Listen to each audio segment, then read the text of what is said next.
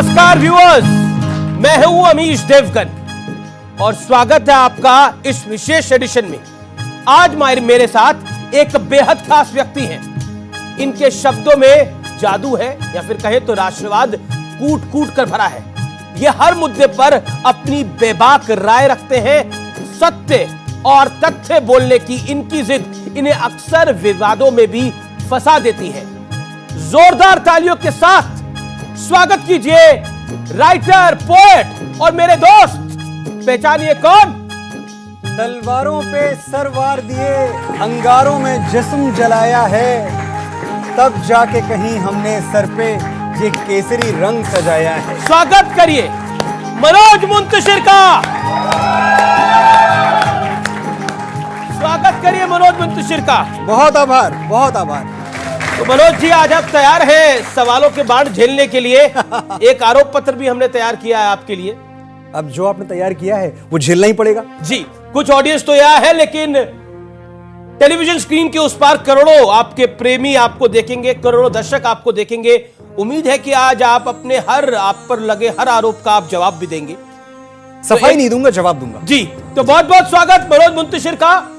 तेरी मिट्टी में मैं मिल जावा मॉडर्न इंडिया का वो गीत है जिसे सुनकर किसी के भी, आपके भी स्टूडियोज में रोंगटे खड़े हो जाएंगे।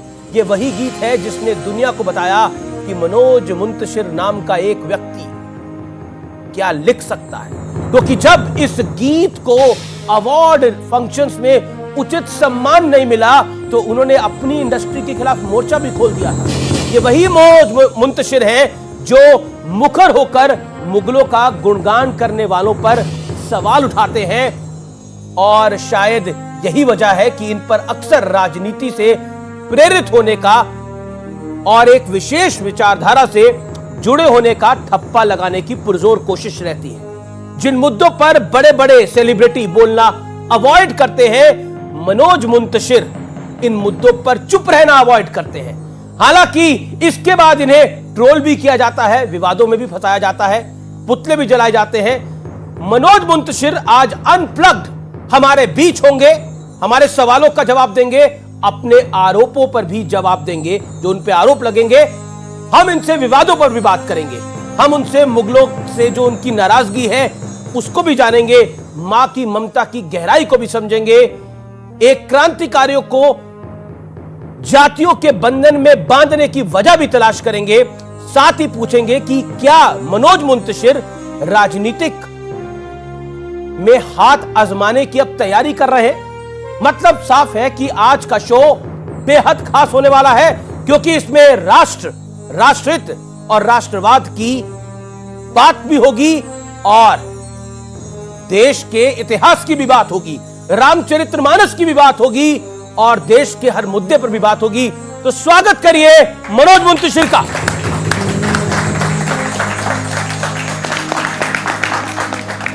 Thank you. मनोज मुंतशिर, क्योंकि आप शुक्ला थे, मुंतशिर क्यों बन जाता है? यहां मैं बता दूं कि मुंतशिर का मतलब होता है जो बिखरा हुआ होता है। क्यों बन जाता है? नाम था एक, रख लिया था बस यूं ही।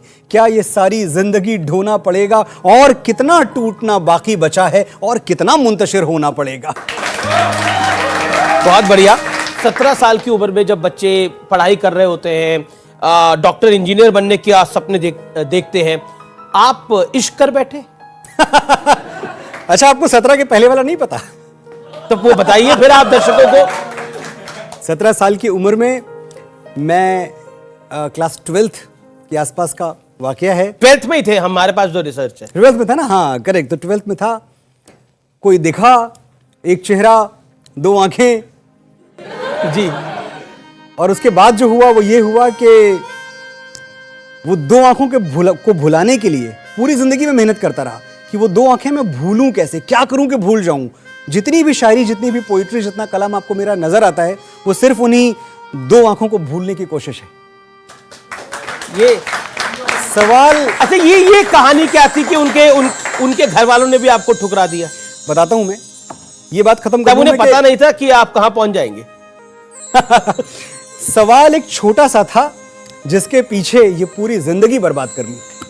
जी। सवाल एक छोटा सा था जिसके पीछे ये पूरी जिंदगी बर्बाद कर ली, भुलाऊं किस तरह वो दोनों आंखें किताबों की तरह जो याद कर ली। और उसके बाद ये हुआ अमीश जी कि पढ़ने में ठीक ठाक था मैं, लेकिन सारे बच्चे क्लास में बैठ के बात कर रहे होते कि मैं तो इसके बाद ना मेडिकल करूंगा, कोई बोलता मैं इंजीनियरिंग करूंगा, मैं आईटी दूंगा, मैं सीपीएमटी के लिए जाऊंगा, मैं मैनेजमेंट में जाऊंगा, मैं तो फॉरेन जा रहा हूं। ये बातें होती तो रहती। आप क्या बोलते थे, मैं आशिक बन रहा हूं? नहीं आशिक तो मैं पैदा हुआ था जी, उस बनना थोड़ी था। मैं कहता देखो मैं फिल्मों में जाऊंगा, मैं गाने लिखूंगा। अमेठी जैसा एक छोटा सा तब गांव था जी, आज की तरह आप उसको शहर के तौर पे ना देखें। मैं बात कर रहा हूं 93 की, 93 जो हो गया आज से ठीक 30 साल पहले, आज से ठीक 30 साल पहले। यहां मैं आपको रोकना चाहता हूं, युवा पीढ़ी आज की इसको सुने। 93 की ये बात कर रहे हैं, अमेठी जैसे गांव से निकले, वहां से निकले, सपना देखा और सपने को पूरा करा। यानी सपने में दम होना चाहिए, हसरतें अपने आप पूरी हो जाती हैं। बिल्कुल, ये युवा पीढ़ी के लिए बहुत बड़ा मैसेज है जी। तो हुआ ऐसा कि मैं ये सच भी बार बार बोलता रहा। तो जब मुझसे पूछा जाता, जो अब उस लड़की का नाम तो मैं ले नहीं सकता जी, लेना भी नहीं चाहिए, मैं खुद भी वो एहतियातन देख रही होगी आपको अभी, मैं खुद भी एहतियातन उस गली से कम गुजरता हूं, मैं खुद भी एहतियातन उस गली से कम गुजरता हूं। कोई मासूम क्यों मेरे लिए बदनाम हो जाए। तो अमीश जी नाम नहीं लूंगा मैं, लेकिन मुझसे पूछा गया कि तुम क्या करोगे। मैंने कहा मैं फिल्मों में जाऊंगा, मैं गाने लिखूंगा। हाँ वो तो ठीक है, पर करोगे क्या। मैंने कहा यही करूंगा, यही करना है मुझे। ये बात जब उनके पिताजी को पता चली तो जो थोड़ी बहुत उम्मीद थी कि शायद हमारे बीच में कुछ हो पाए, वो सब वहीं खत्म हो गया। वक्त गुजरा, वक्त बदला, मैंने अपना पैशन नहीं छोड़ा। मैं ये बात तय करके आया था कि जिस चीज के लिए मुझे ठुकरा दिया गया, जिस चीज के लिए ये कहा गया कि तुम किसी लायक नहीं हो, किसी काम के नहीं हो, मैं उसी आसमान पर चमक के दिखाऊंगा जी। जो लिखता है मुकद्दर की इबारत, वो तेरी सोच से ज्यादा बड़ा है। जिसे ठुकरा दिया मिट्टी समझकर, वो लड़का आज तारों पर खड़ा है। अब एक और किस्सा जी। आपने पिताजी से मांगे 300 रुपए, या फिर आपके पिताजी ने आपको मुंबई जाने के लिए देने चाहिए थे 300 रुपए, लेकिन दे दिए 700 रुपए। हाँ। बोला कि वापसी की टिकट भी साथ ही लेते जाओ, उसके पैसे भी। उन्हें आप पे भरोसा नहीं था?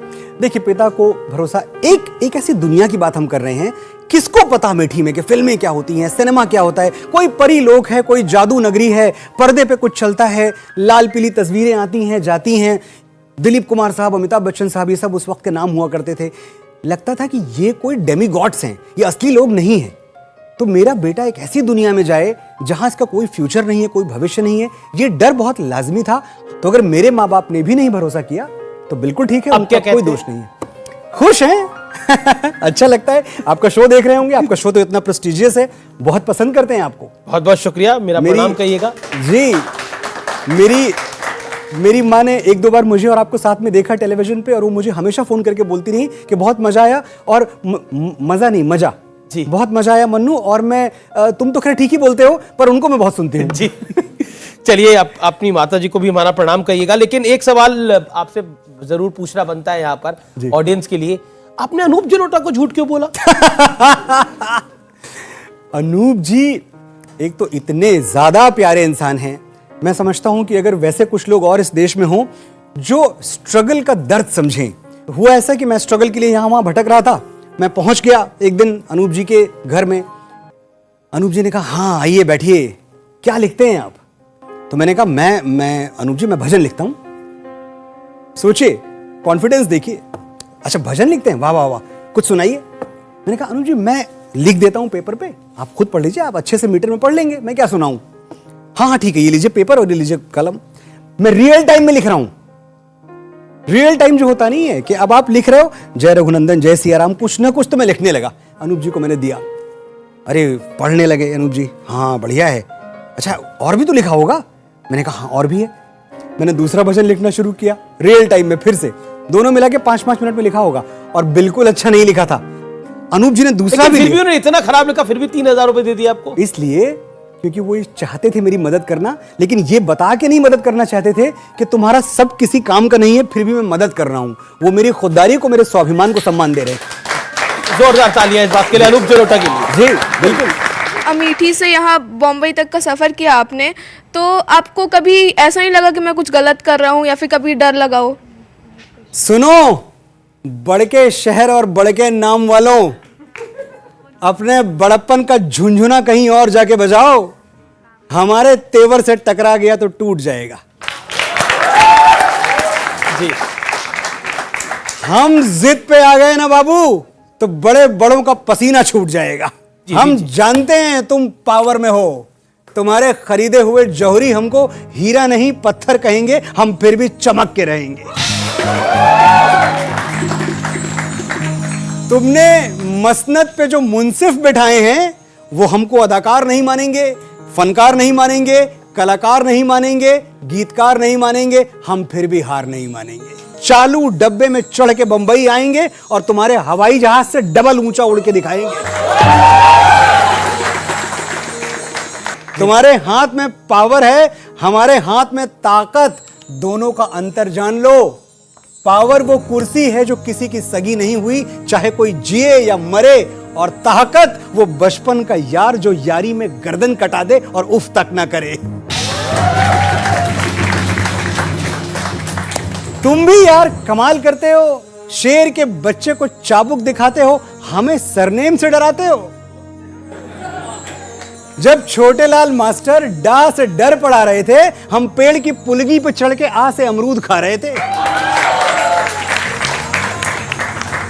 उस क्लास में नहीं बैठे जहां डर का डिक्टेशन बोला गया, वो पानी नहीं पिया जिसमें छोटे बड़े का जहर घोला गया, और बाप के कंधे पे बंदूक रख के तो हमने चिड़िया तक नहीं मारी। बहुत सुन लिया तुमसे, हमारा बाप ये, हमारा बाप वो। आज हम तुमको अपना शजरा दिखाएंगे। गिनो, आज हम अपने बाप दादा परदादा सबका नाम गिनवाएंगे। पहले दद्दा का नाम नोट करो।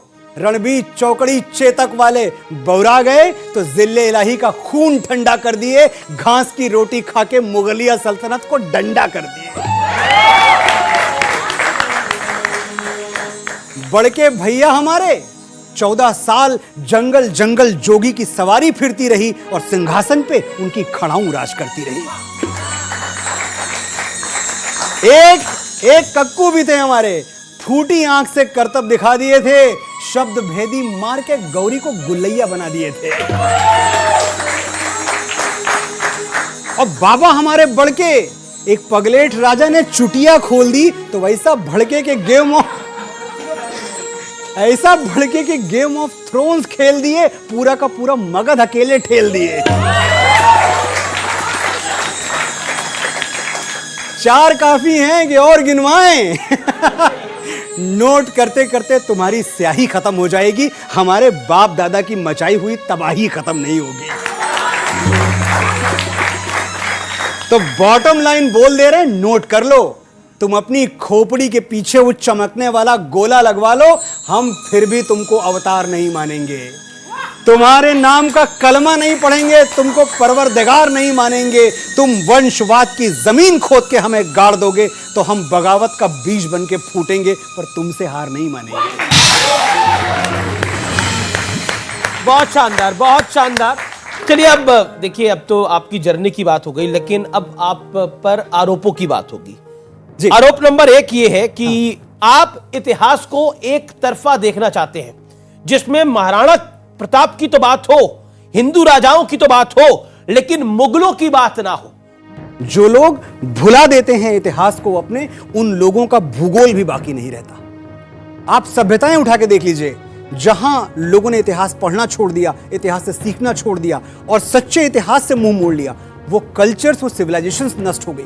हमें बार बार बताया जाता है, पढ़ाया जाता है, गांधी को किसने मारा, गांधी को किसने मारा। बिल्कुल आप बताइए कि गांधी को किसने मारा, लेकिन गुरु तेग बहादुर साहिब के बेटों को किसने मारा, यह कब बताओगे आप?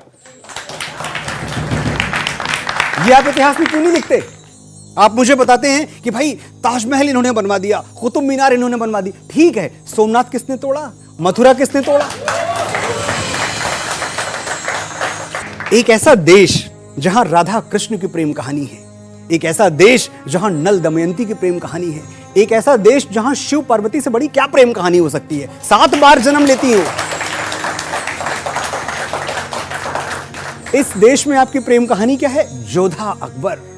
जोधा अकबर का प्रेम, एक यहां भी हिस्ट्री से अगर आप जाएं डिटेल में तो पता चलता है कि जोधा नाम की कोई पत्नी अकबर को थी ही नहीं।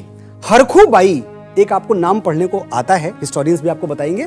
हरखू बाई आमेर के राजा भारमल की बेटी थी जी। उसके डिटेल में आप जाएंगे तो पता चलेगा कि डरा धमका के, बिकॉज अकबर को प्यार हो गया, बहुत खूबसूरत थी हरखू बाई, डरा धमका के भाई या तो तुम्हारे बाप की मैं किंगडम छीन लूं या तुम मेरी हो जाओ। बेटी थी, कुर्बानी दे दी कि चलो ठीक है यही सही, मैं अपने पिता को किसी मुश्किल में नहीं देख सकती। तीसरी पत्नी थी वो, फिर भी मैंने मान लिया कि चलो ठीक है प्यार तीसरी बार हो गया, कोई बात नहीं तीसरी बार हो गया, अब आपका प्यार सेटल हो गया ना, अब तो आपको मिल गई आपकी जोधा। उसी साल दूसरी शादी की है, अगले साल एक और शादी की है, उसके अगले साल एक और शादी की, 32 शादियां की हैं। इनके बाद हरखू बाई जोधा के बाद उन्होंने 32 और शादियां की हैं, मरते मरते 35 ब्याह किए हैं उसने। जो हरम में 6000 औरतें थी उनका मैं जिक्र नहीं कर रहा अभी। तो ये इस प्रेम कहानी को आप सेलिब्रेट करते हैं। अगर आप इस प्रेम कहानी को सेलिब्रेट इस करते तरह हैं, का इतिहास बनाएंगे तो अब बताएंगे तो तकलीफ तो होगी, होनी चाहिए तकलीफ, जिनको होनी चाहिए, मैं उनकी तकलीफ के लिए बोल रहा हूं। आप ये देखते हैं, मैं समझता हूं प्यार क्या है। मेरे लिए प्यार वो है जो राजा रतन सिंह से महारानी पद्मावती ने किया, उसे मैं प्रेम समझता हूं। जलती हुई चिता में कूद गई, अलाउद्दीन खिलजी को अपने आंचल का एक तार नहीं छूने दिया, इसे कहते हैं प्रेम। मुझसे पूछेंगे प्रेम क्या है? प्रेम वो है जो भगवान श्री राम ने अपनी प्राण प्रिय पत्नी सीता से किया, समुद्र के सीने पे पुल बांध दिया। दुनिया के सबसे बड़े अत्याचारी से, सबसे बड़े आतताई से भालुओं और वानरों की सेना लेकर लड़ गए, अपनी पत्नी के प्राण बचाने थे, अपनी पत्नी को छुड़ाना था। यह प्रेम हुआ। और अभी भी लग रहा है कि भाई आप तो बड़ी दूर की बात कर रहे हो, तो मैं नजदीक की बात कर लेता हूं। प्यार वो है जो दशरथ मांझी ने अपनी पत्नी से किया था, छेनी हथौड़ी लेके पहाड़ काट डाला। ये प्यार है। आप किस झूठ पे जीने के लिए मुझे मजबूर कर रहे हैं? ग्लोरीफाइड डकैत क्यों कहते हैं आप इनको, मुगलों को? ये ग्लोरीफाइड क्यों आए डकैत, थे? ये ये क्यों नई आए? टर्म दे दिया आपने। ये क्यों आए थे? चलिए आज हम एक बात समझते हैं। ये आपके यहां ताजमहल बनवाने आए थे? क्यों आए थे आपके यहां? मैं जानना चाहता हूं। ऑडियंस के लिए लूट भाई आए थे। हाँ, तो ऑडियंस देख लिए, ऑडियंस बोल रही है। अगर आप इतनी कहते हैं, भाई आपके पास तो ना ये आर्किटेक्चर होता, ना आपके पास म्यूजिक होता, कुछ होता ही नहीं अगर आपके पास ये मुगल्स ना आए गए होते, अगर ये खिलजी ना गए होते। मुझे इतनी हंसी आती है, म्यूजिक का जो पहला शास्त्र है सामवेद, वो हमने लिखा है, और म्यूजिक तुमने हमको सिखाया। 7,500 वर्ष पहले ऋषि वाल्मीकि ने रामायण लिख दी, और आप हमको म्यूजिक सिखाएंगे, हमको कविता सिखाएंगे। कालिदास ने 2,500 साल पहले मेघदूत लिख दिया, तुम हमको शायरी सिखाओगे। जब तक हम अलिफ बे में ना लिख दें तब तक हम पोएट नहीं हुए, तब तक हम कवि नहीं हुए। ये तरीका गलत है ना। मुझे आपके वजूद से कोई प्रॉब्लम नहीं है, लेकिन आप जब मुझे ये सब बताना शुरू करेंगे तो मुझे एतराज होगा। जब आपसे पूछा जाए कि आप कौन हैं, तो आपको कहना चाहिए कि देखो हमारी ओर, पहचानो हमें, हम वही हैं जो बाण भेद के धरती से धारा निकाल दिया करते हैं।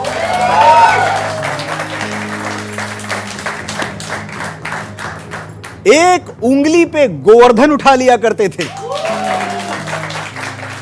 हम ही थे वो दिलेर जो चक्रव्यूह में वापस लौटने की विद्या सीखे बगैर गए, और वो भी हम ही थे जिनके फेंके हुए पत्थर पानी में तैर गए। हम मारना भी जानते हैं और बचाना भी। हमने दुश्मनों के लिए फाइटर जेट्स बनाए, संगीन बनाई, और जब जिंदगी की सांस टूटने लगी तो हम ही ने वैक्सीन बनाई।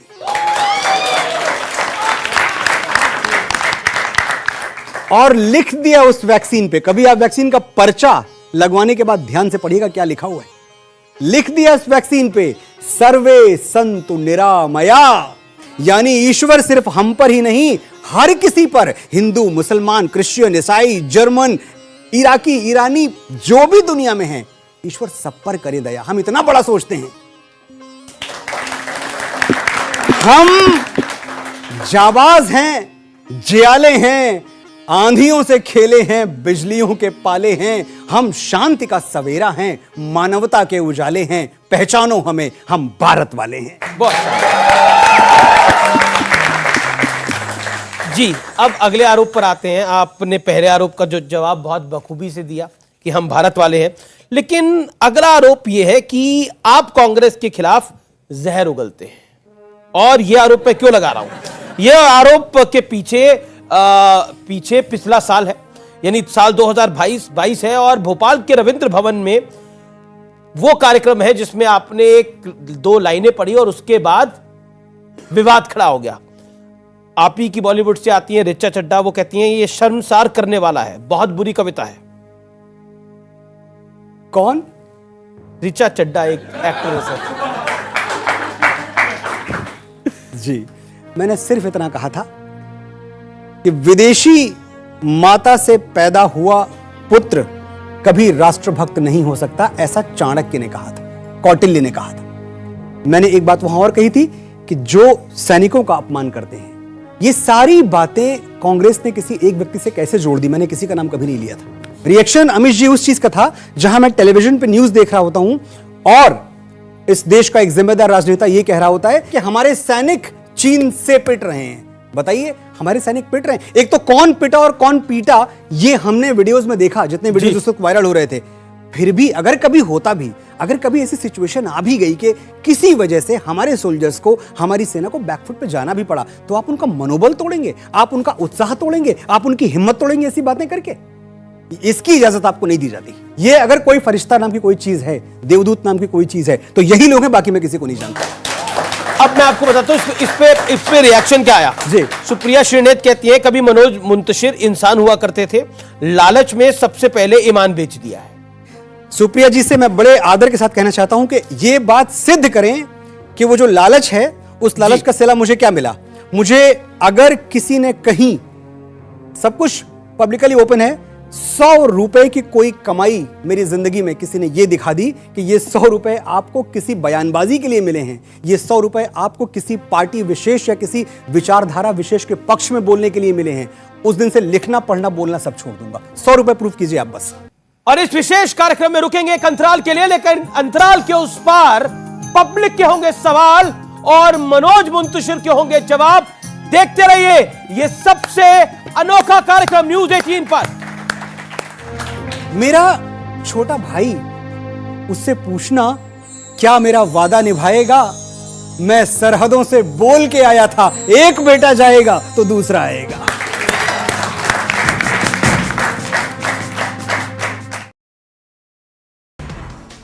आरक्षण पर राज्यपाल के मार्च तक इंतजार वाले राजभवन की सफाई पर कहा 22 और 23 मार्च को सुप्रीम कोर्ट में होगी मामले की सुनवाई। इसी के मद्देनजर आया था राज्यपाल का बयान। बीजेपी एसटी मोर्चा के प्रदेश पदाधिकारियों की घोषणा, रायपुर के विकास मरकाम बने बीजेपी एसटी मोर्चा के अध्यक्ष। कांकेर की सुमित्रा मारकोले समेत 6 नेताओं को मिली उपाध्यक्ष की जिम्मेदारी। छतरपुर में पंडित धीरेन्द्र शास्त्री को जान से मारने की धमकी, पुलिस में शिकायत दर्ज। कांग्रेस प्रवक्ता ने की बागेश्वर धाम सरकार को Y+ श्रेणी की सुरक्षा देने की मांग। सर्जिकल स्ट्राइक पर दिग्विजय के सबूत मांगने पर बीजेपी हुई हमलावर, अरुण साहब ने साधा निशाना, कहा दिग्विजय और कांग्रेस गिरा रहे हैं सेना का मनोबल। बिलासपुर में फिर चला अतिक्रमण के खिलाफ बुलडोजर कार्रवाई के दौरान नगर निगम के दस्ते से भिड़ा युवक, पुलिस ने आरोपी को किया गिरफ्तार। भिलाई के कई इलाकों में 25 और 26 जनवरी को पानी की सप्लाई रहेगी बाधित, पाइपलाइन में लीकेज को सुधारने का हो रहा है काम, प्रभावित क्षेत्रों में टैंकर से होगी आपूर्ति।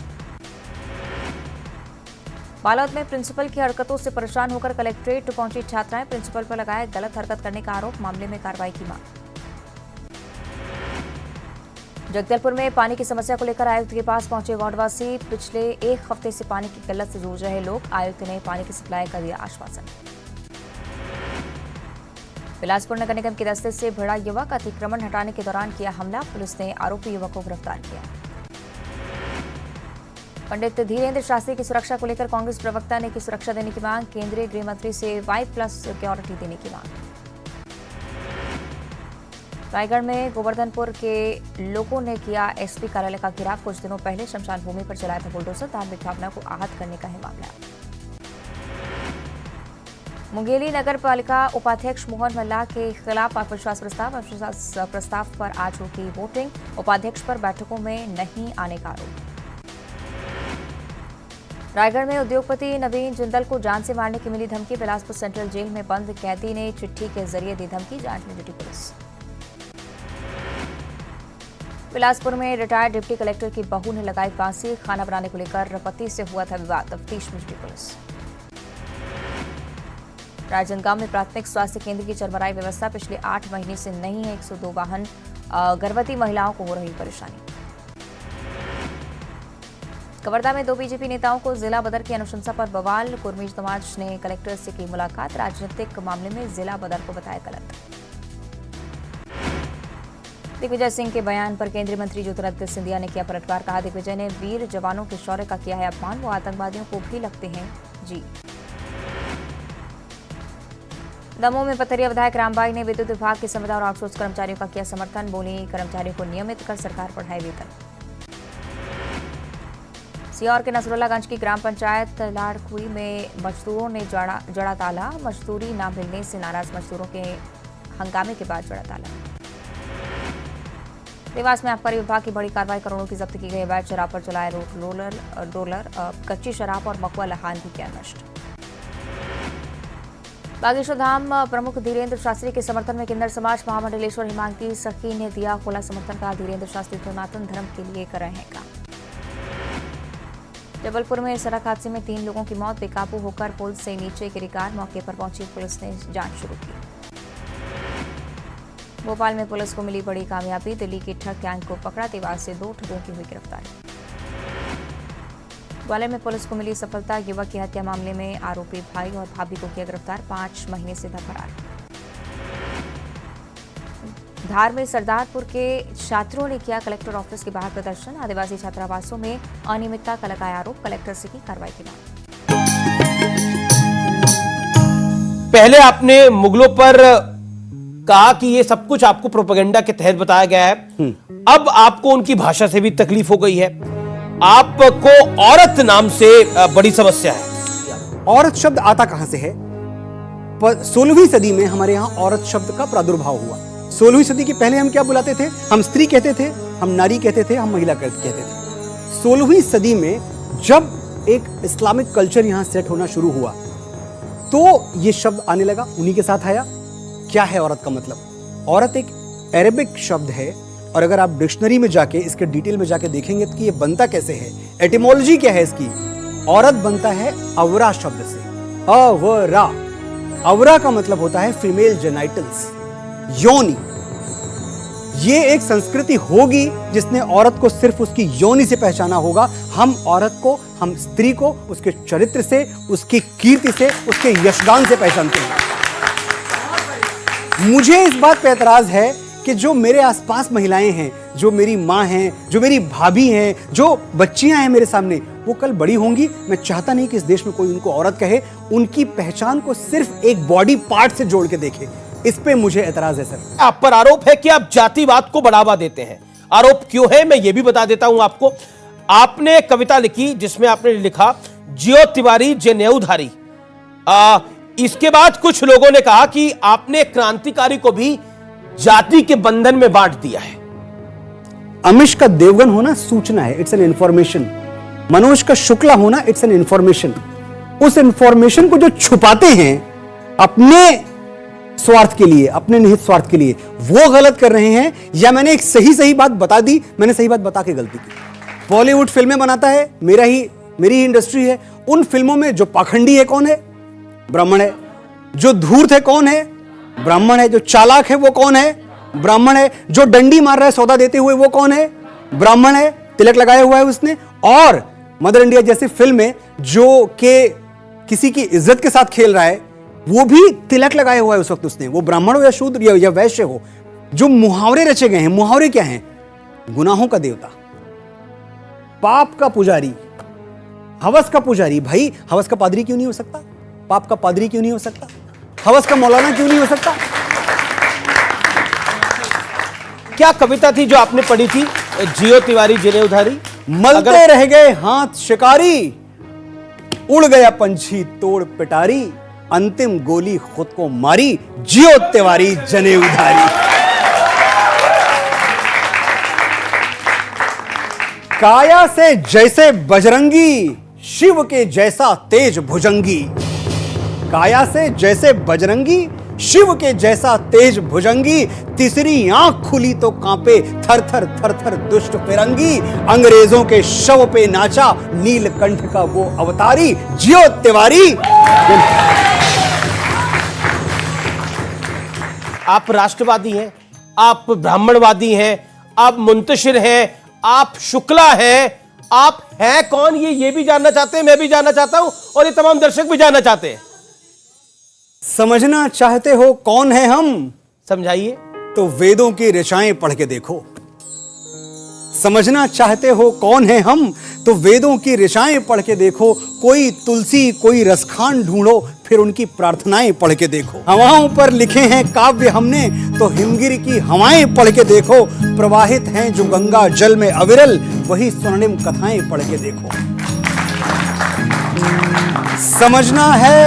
समझना है हमें, तो बस ये समझो कि हम नियति से भी डरते नहीं हैं। हृदय करुणा से पर इतना भरा है, अनादर कण कभी करते नहीं हैं। हमारी उंगलियों में वो तड़प है कि बंसी सुन के राधा नाचती थी। हमारी उंगलियों में वो तड़प है कि बंसी सुन के राधा नाचती थी। उसी उंगली पे लेकिन चक्र डोला तो धरती भय से थरथर कांपती थी। हमारे स्पर्श में है तेज इतना, शिला छू के उसे इंसान कर दे। अहिल्या, भगवान श्री राम की कथा याद आती है आपको? ये है हमारा परिचय, मेरा भी, आपका भी, इन सब का भी। हमारे स्पर्श में है तेज इतना, शिला छू के उसे इंसान कर दें। हमारी प्रार्थना में है शक्ति इतनी कि हम पाषाण को भगवान कर दें। हम ही वो शिव हैं जो विषपान करके समूचे विश्व का कल्याण कर दें। हम ही वो रुद्र है जो नेत्र खोलें तो तीनों लोक को शमशान कर दें। सनातन से हैं इतने स्वाभिमानी, अखिल ब्रह्मांड को हैरान कर दें। सनातन से हैं इतने स्वाभिमानी, अखिल ब्रह्मांड को हैरान कर दें। जो छीनो तो महाभारत लड़े हम, जो मांगो तो अंगूठा दान कर दें।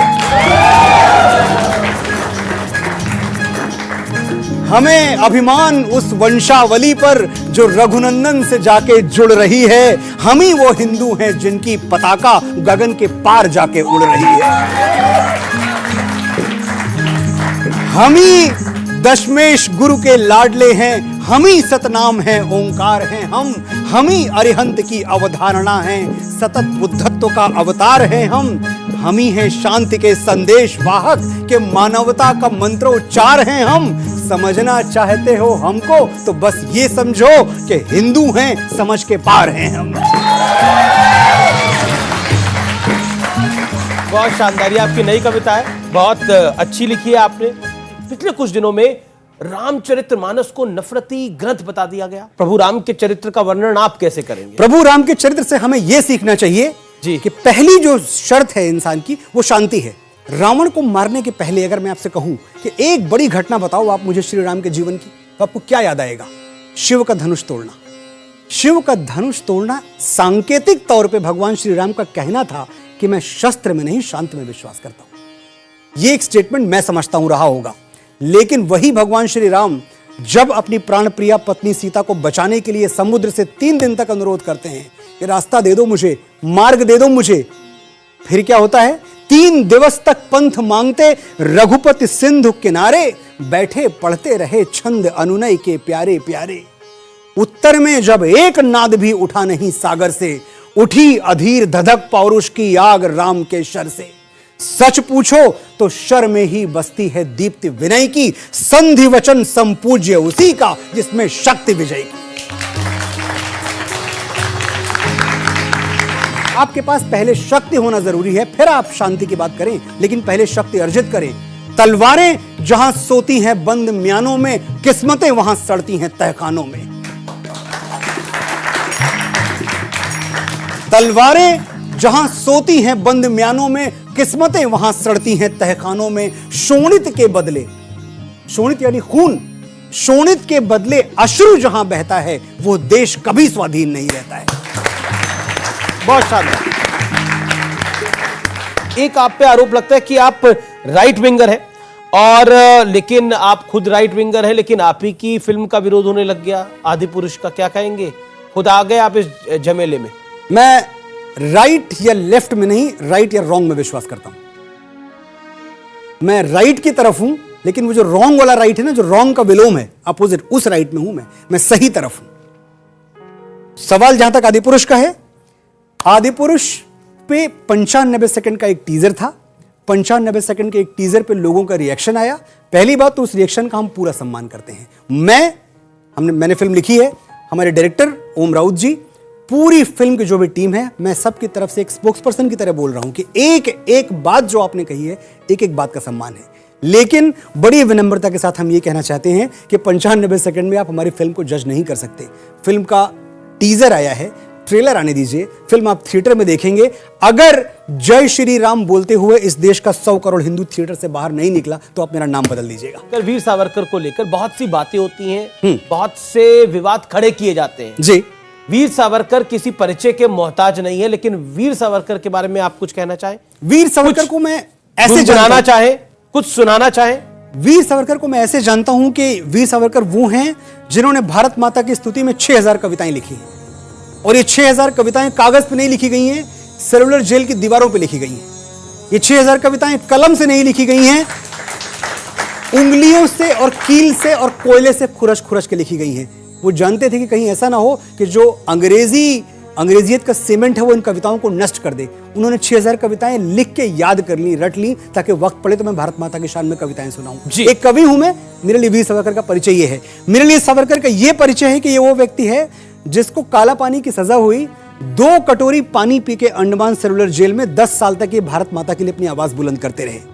और एक बात आप और जान लें, कौन थे वीर सावरकर? डी ग्रेड के प्रिजनर थे, डी ग्रेड के कैदी थे।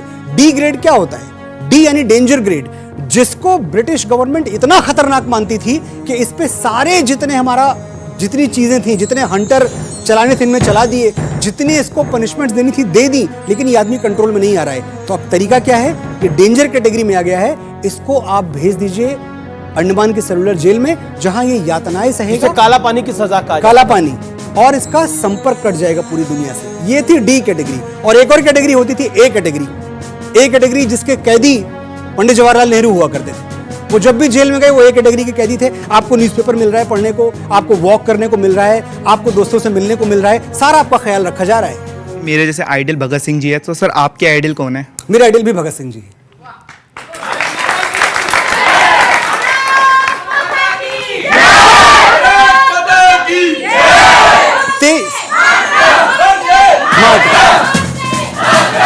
और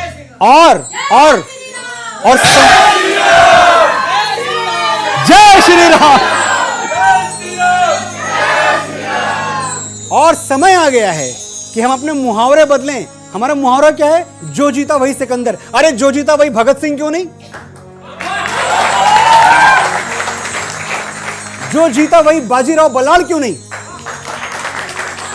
जो जीता वही महाराणा प्रताप क्यों नहीं? जो जीता वही छत्रपति शिवाजी महाराज क्यों नहीं?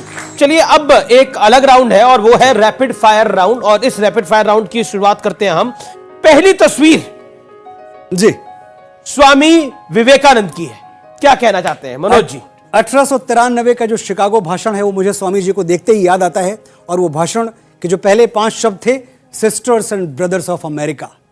ये भारतीयता है कि हम पूरी दुनिया को अपना मानते हैं, जिसमें गिरती हैं सभी नदियां, वो सिंधु हैं हम, सारी दुनिया को वतन कहते हैं, हिंदू हैं हम। अगली तस्वीर है खिलजी की। ग्लोरीफाइड डकैत हैं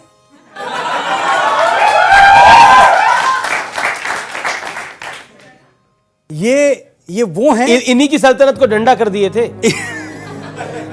हाँ, मतलब ये तो नहीं थे उस वक्त, लेकिन हाँ जो इनके आगे आने वाले बाप दादा थे जी। अगली तस्वीर महाराणा प्रताप की।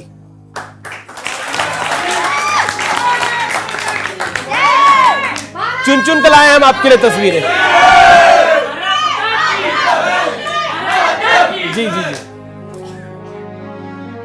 महाराणा प्रताप जब जंगलों में थे, जब घास की रोटी खा रहे थे, एक ऐसा वीर जिसको दुनिया में कोई ताकत झुका नहीं पाई, एक दिन खाली इनके जीवन में ऐसा आया था जब महाराणा प्रताप की हिम्मत टूटी थी। मैं आज बताना चाहता हूं वो दिन क्या था। इनकी बेटी जब रोने लगी और इनकी बेटी ने रो के कहा कि मैं तो महलों में रहती थी, मेरे सामने 52 तरह के पकवान आते थे। आज इतने दिन हो गए मैं पानी पी के जी रही हूं। अब जब मैं पानी पीती हूं तो मेरे पेट में चोट लगती है, मुझे कुछ खाने को चाहिए।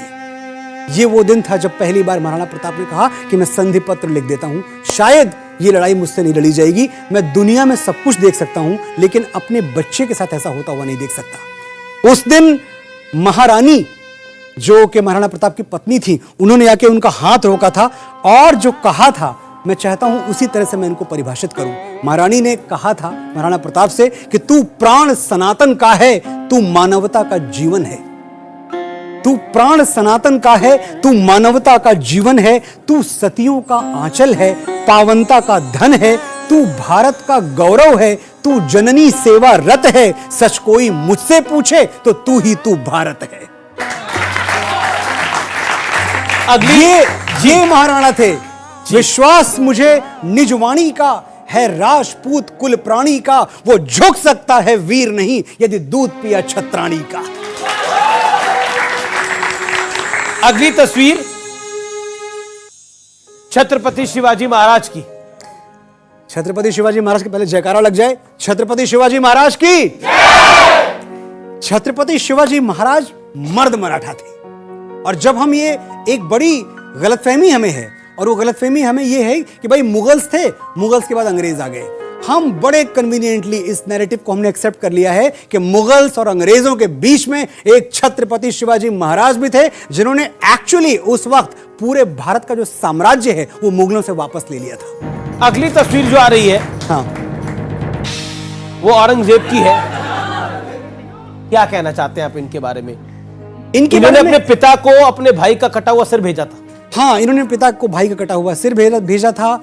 इन्होंने अपने पिता को कैद कर लिया था। इन्होंने फतवा आलमगीरी लागू किया था। इन्होंने जितने मंदिर तोड़े हैं उनकी अगर आज हम एक लिस्ट बनाने पे लग जाएं तो शायद बरसों बरस निकल जाएंगे। इस सवामन जनेऊ जलाते थे, ये जनेऊ जलाते थे।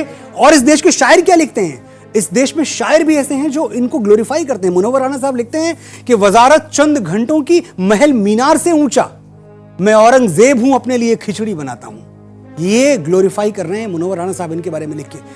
इस आदमी के जो अपने भाई का सर काटता है, अपने पिताजी को जेल में भेजता है, जो अपने भाई के सर काटता है, जो गुरु तेग बहादुर के साहिबजादों का कत्ल करवाता है। कहां से हम जाएंगे, कहां तक रुकेंगे? जिस आदमी ने मथुरा तोड़वा दिया, जिस आदमी ने हमारे काशी का क्या हाल कर दिया, इस आदमी को अगर आप किसी भी तरह से भारत का बेटा, भारत का पुत्र, भारत की संतति मानते हैं, तो मैं समझता हूं कि इससे बड़ी मूर्खता दुनिया में कोई और कुछ नहीं। अन्याय है ये। या अब अगली तस्वीर जो है, हाँ, वो है देश के प्रधानमंत्री की। क्या कहना चाहते हैं? हमारे सीने में हवन कुंड की चिंगारी है, टिमटिमाने और बुझने के दिन गए, अब धधकने की तैयारी है। याद रखिएगा, 19वीं सदी ब्रिटेन की थी, 20वीं अमेरिका की, 21वीं हमारी है। अगली तस्वीर जो है वो पठान फिल्म की है और आदि पुरुष की है। क्या बायकॉट कल्चर सही है?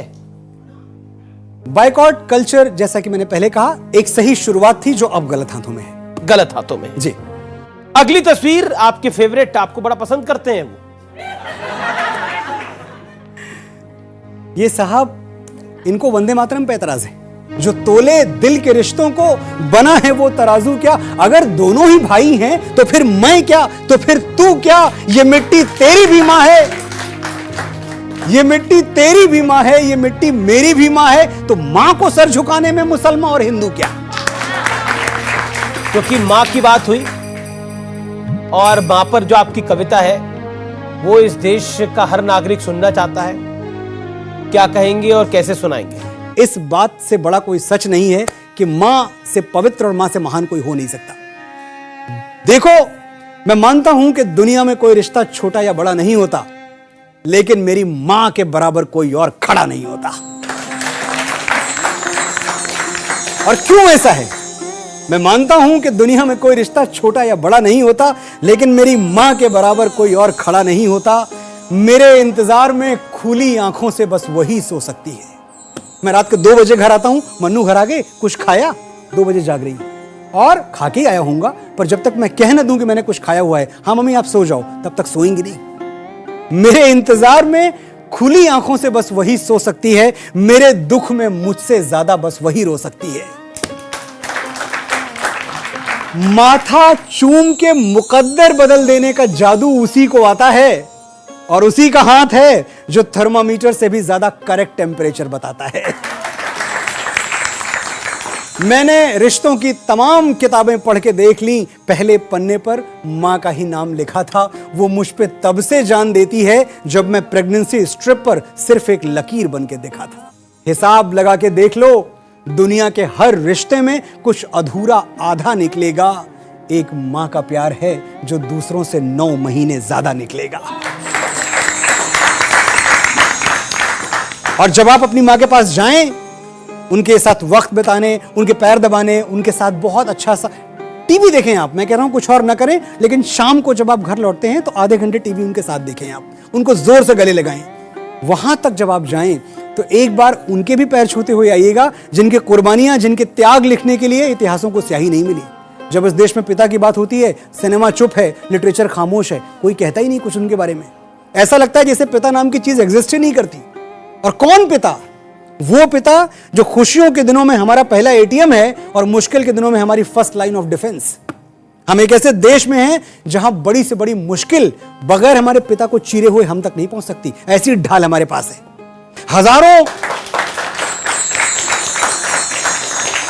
हजारों मुश्किलों से लड़ रहा हूं मैं अकेला ही। हजारों मुश्किलों से लड़ रहा हूं मैं अकेला ही।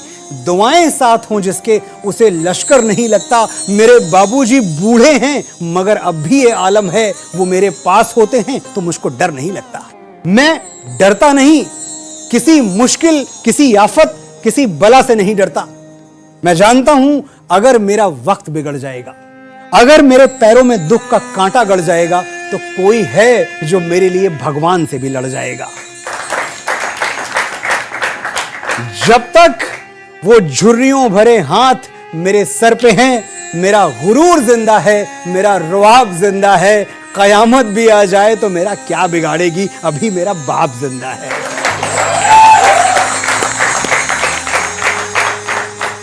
बिल्कुल आखिरी दौर में है मनोज भाई। अगर मैं आपसे पूछूं आपकी राष्ट्रभक्ति क्या है? मैं बार बार कहता हूं कि विश्वगुरु तो हमको बनना है और विश्वगुरु आपके ही दम पे बनना है। कैसे बनेंगे? तरीका यही है कि 24 घंटे आप राष्ट्रभक्ति के मोड में रहें। कोई 2-4 मिनट की बात नहीं है, किसी घटना की बात नहीं है। एक बात मैं कह के जाऊंगा यहां से कि दुनिया वालों, जितना जोर है लगाओ, हम हिंदुस्तानियों को रोक के दिखाओ।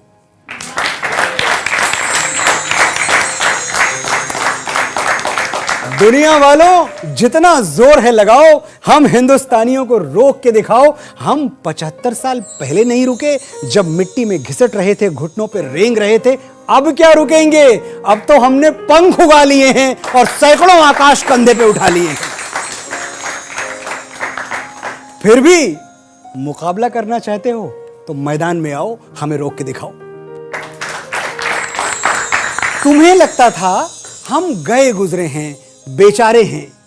आज दुनिया के सबसे कामयाब लोगों की लिस्ट बनाओ, 10 में से 7 हमारे हैं।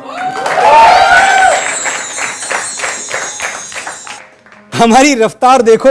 जब हमारे पड़ोसी चौक से चांद का डायग्राम बनाना सीख रहे थे, हम चांद की मिट्टी चूम के लौट आए। जब दुनिया मिशन मार्स पर करोड़ों डॉलर फूंक रही थी, हम मुट्ठी भर पैसों में मंगल घूम के लौट आए।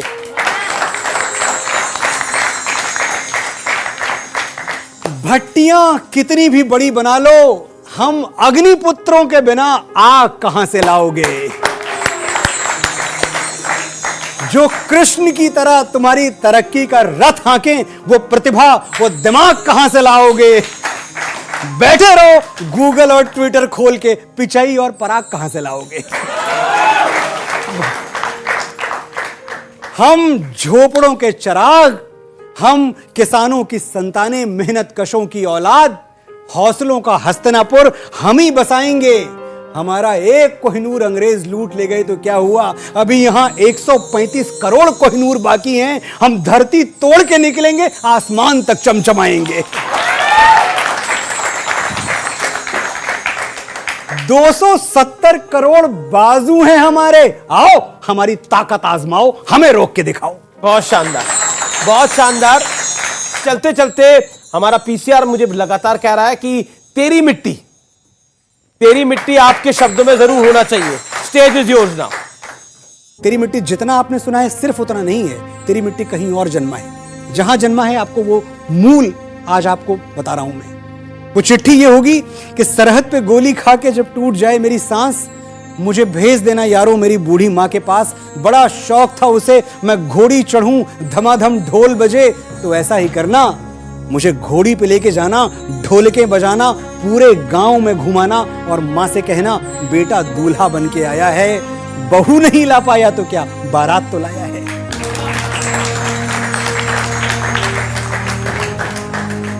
मेरे बाबूजी पुराने फौजी बड़े मनमौजी कहते थे बच्चे तिरंगा लहरा के आना या तिरंगे में लिपट के आना। कह देना उनसे, मैंने उनकी बात रख ली, दुश्मन को पीठ नहीं दिखाई, आखिरी गोली भी सीने पे खाई। मेरा छोटा भाई, उससे पूछना क्या मेरा वादा निभाएगा। मैं सरहदों से बोल के आया था, एक बेटा जाएगा तो दूसरा आएगा। मेरी बहना, उससे कहना मुझे याद था उसका तोहफा, लेकिन अजीब इत्तेफाक हो गया, राखी से पहले ही भाई राख हो गया। वो कुएं के सामने वाला घर, 2 घड़ी के लिए वहां जरूर ठहरना। वही तो रहती है वो जिसके साथ जीने मरने का वादा किया था। उससे कहना कि भारत माँ का साथ निभाने में उसका साथ छूट गया, एक वादे के लिए दूसरा वादा टूट गया। बस एक आखिरी गुजारिश, मेरी आखिरी ख्वाहिश, मेरी मौत का मातम ना करना। मैंने खुद ये शहादत चाही है, मैं जीता हूं मरने के लिए, मेरा नाम सिपाही है। ये चिट्ठी जो मैंने आज से कई साल पहले लिखी थी, ये चिट्ठी बुनियाद बनती है तेरी मिट्टी की। इसी चिट्ठी का जो एक गीत वाला वर्जन है, मैं इसको तेरी मिट्टी कहता हूं, क्योंकि जब मुझे ये फिल्म दिखाई गई तो मेरे मन में बस यही चल रहा था कि शायद ये जो हमारे 21 जांबाज दशमेश गुरु के जो लाडले, जो सिर्फ इसलिए इस दुनिया से जा रहे हैं ताकि उनका किला रह जाए, ऐसे वीर क्या सोच रहे होंगे अपने आखिरी वक्त में। तो वो यही सोचते हैं कि तलवारों पे सर वार दिया, अंगारों में जिस्म जलाया है, तब जाके कहीं हमने सर पे ये केसरी रंग सजाया है। ऐ मेरी जमी अफसोस नहीं जो तेरे लिए 100 दर्द सहे, महफूज रहे तेरी आन सदा, चाहे जान मेरी ये रहे न रहे। बहुत शानदार, बहुत शानदार। ऐ मेरी जमी महबूब मेरी नस नस में तेरा इश्क बहे, फीका न पड़े कभी रंग तेरा, जिस्मों से निकल के खून कहे। तेरी मिट्टी में मिल जावा, गुल बन के मैं खिल जावा, इतनी सी है दिल की आरज़ू, तेरी नदियों में बह जावा, तेरे खेतों में लहरावा, इतनी सी है दिल की आरज़ू। जय हिंद, जय हिंद, जय भारत। बहुत बहुत शुक्रिया Manoj ji. Thank you, thank you.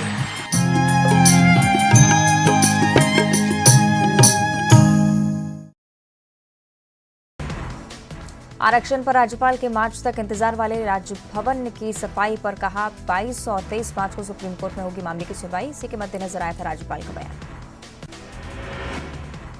BJP ST Morcha